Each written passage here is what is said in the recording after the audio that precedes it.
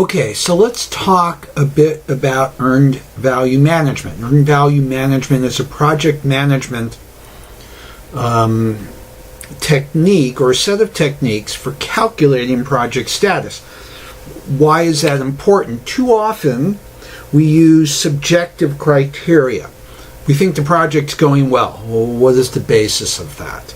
The whole idea of earned value management is we have a technique for actually calculating the project status where we compare the planned work to the completed work and to the cost of that completed work. And there's three values essentially that we calculate. The planned value, which in the past was called the budgeted cost of work scheduled. The earned value, which in the past was the budgeted cost of work performed, and the actual cost, or the actual cost of work performed.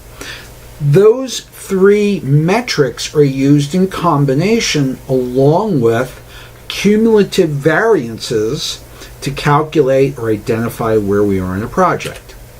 Okay, who cares? Why is this even important? Well, first of all, project status should be driven by data. We all have our gut impressions on where the project is. That's wonderful. But I want to see data. I want to see the data that, first of all, makes me trust that the project manager's gut is really in line with reality. And secondly, that monitoring from the data tells me where the attention should be paid as a result of my control variances, or my relationships between plan and actual value, the schedule variance, and the relationship between actual value, what we really accomplished, and the cost of that value. We expect that there's some churn in a project. We're not always going to be 100% on plan. But a pronounced negative trend indicates that there's an area of concern that we need to dive deeper on. A positive trend also, simply because we may have overestimated and we're executing much better than we anticipated. But it's the negative trend that's really important to us, because that indicates either we are going to be over budget and we're going to be late. Those of you who are going to sit for the PMP exam, you will see an interview. You will see questions on earned value management, and if you're applying or interviewing for a position of a senior project manager, guaranteed that'll be one of the questions asked in the interview. You'll have to explain it. So those of you who are potentially going to interview for project management positions or sit for the PMP really should care about this. So some other considerations. Number one, it's not without controversy among project managers. Not all project managers, senior project managers, or academic project managers agree on the importance of EVM, of earned value management. It's easy to misinterpret. It may misstate status. It's very difficult for stakeholders to understand. I would not put this in front of our customers or clients. And it can be difficult and time-consuming to calculate if we're not using a scheduling tool such as Microsoft Project. It's one of our tools, and as with any tool, there are times and places where it may be best and worst used. It's the old story of the carpenter with a hammer who sees everything as a nail. Sometimes the investment in earned value management just isn't worth it. Let's look at an example here.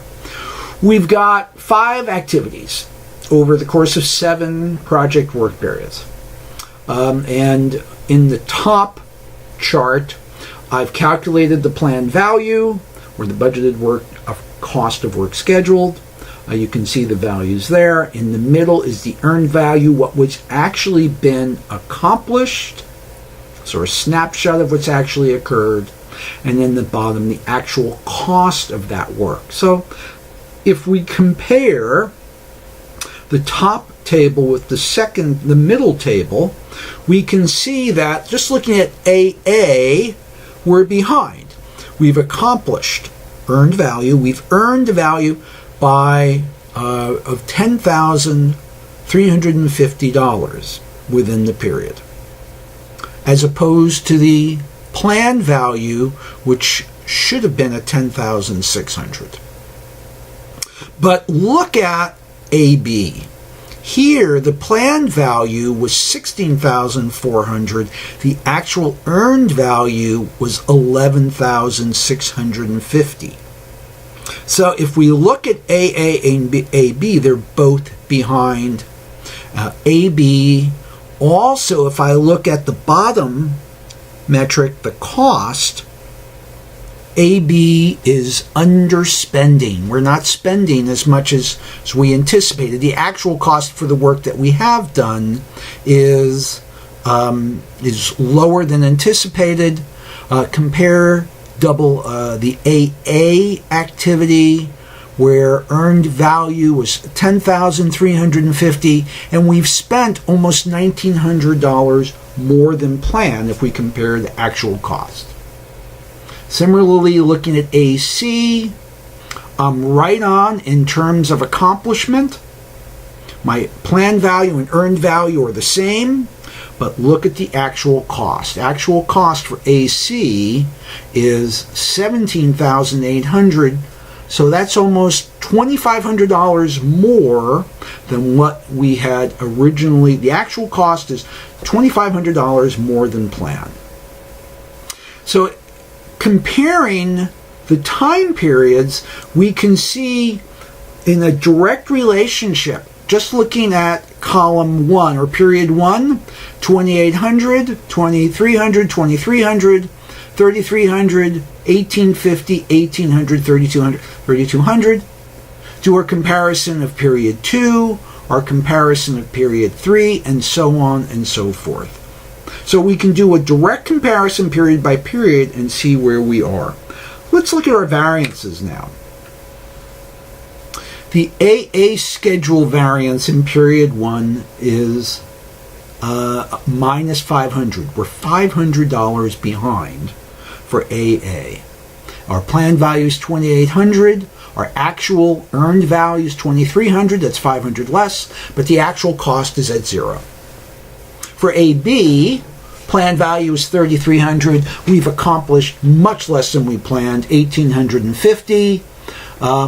An actual cost of 1,800. So our schedule variance is a negative 1,450, a little bit below in cost. AC is right on plan. Look at our period variance, our cumulative variance, since it's the first period.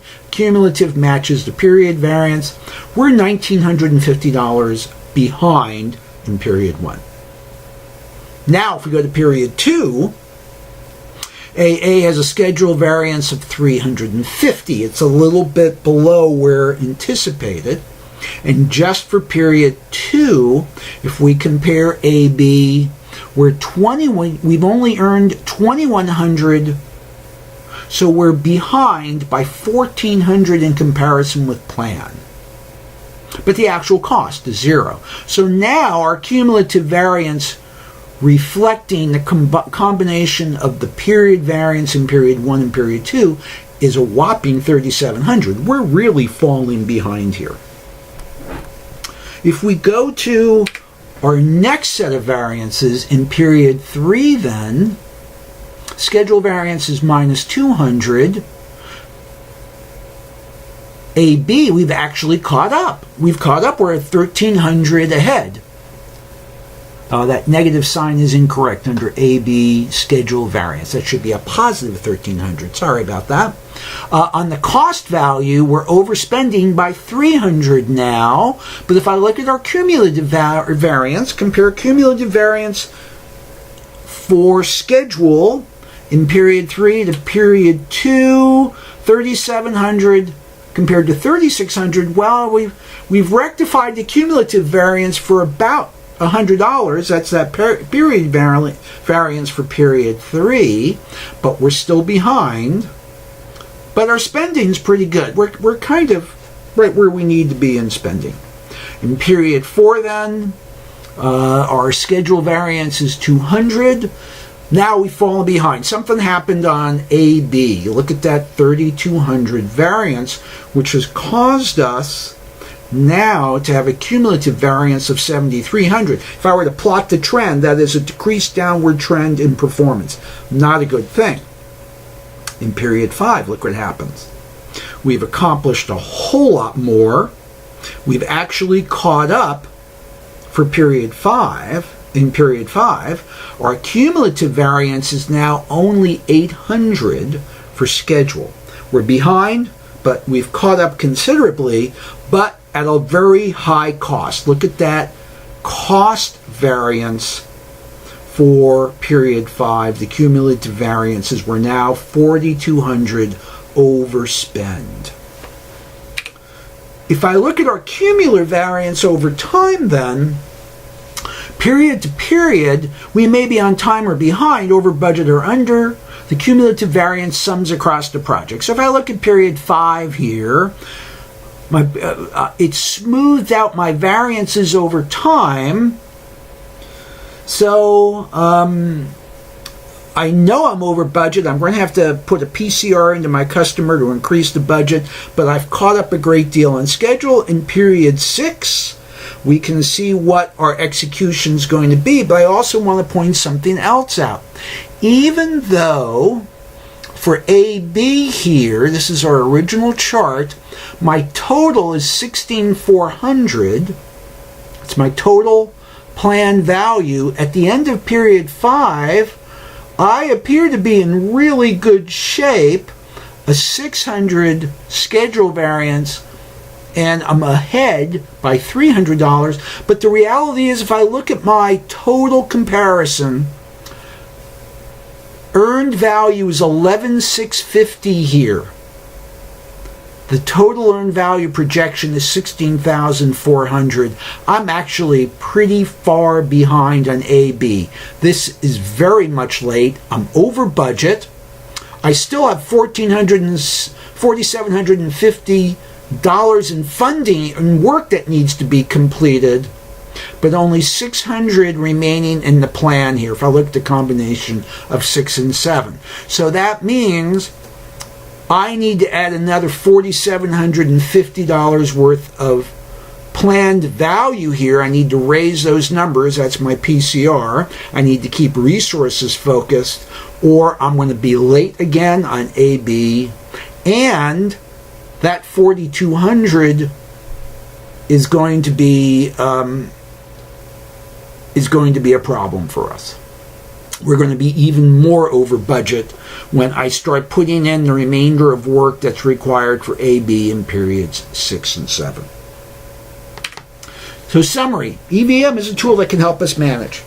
The variances indicate where further detail is required. In other words, here's the variances show us where we need to get much more deeply involved in a specific activity. The cumulative variances smooth out the period-to-period trends, but it's also easy to be misled by data. As Mark Twain used to say, there are lies, damn lies, and statistics. An EVM is useful in suggesting where we need to dive into the details, especially for those projects with hundreds of activities where we can't look at every single activity and keep track of the status of all those activities. EVM helps us identify where we need to dive in. Looking here at period 5 and the period and my cumulative variance, I might miss the importance of diving into AC here. AC and AB. So it's not an automatic thing. It helps us point out deficiencies and potential problems that we need to dive deeper into. I hope you all have found this of value. See you later.